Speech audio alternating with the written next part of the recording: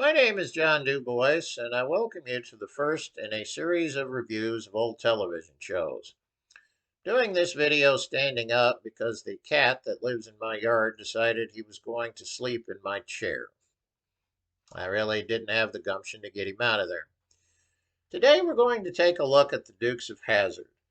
For Christmas, I was able to find a complete DVD copy of the entire show. 7 seasons, 147 episodes. As many people my age were, as a child, I was a huge fan of the Dukes of Hazzard.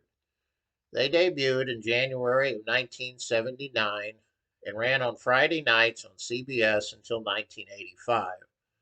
At the time, Friday night TV was appointment viewing.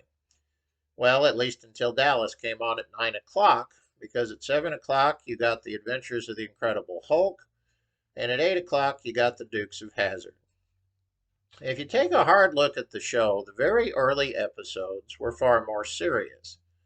This was because the program was based on a 1975 movie called The Moonrunners, and it was taking a hard look at what was considered at the time corruption in small town southern sheriff's departments. Now, on the show, this was made more for comic effect with Boss Hogg and Roscoe and Cletus and Enos.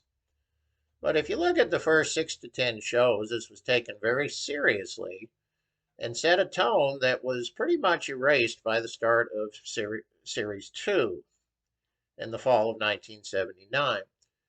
Premise of the show was very simple.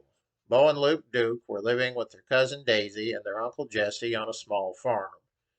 They drove a 1969 or 1970, depending on what season you were watching, bright orange Dodge Charger called the General Lee. They would get into some problem, or Boss or Roscoe would frame them. They would find their way out of it. And in the end, good always won out. There were a lot of car crashes. There were some incredible jumps.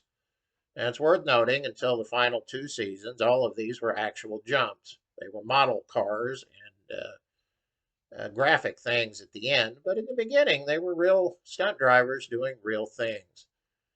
The show was pretty much the same episode week in and week out, including the 19 episodes with distant cousins Coy and Vance Duke. It made little sense. It was predictable, but it was fun. If you watched the program, you had a good time, you learned something, and a lesson was imparted you could take with you. This is sadly missing in modern television. Thank you.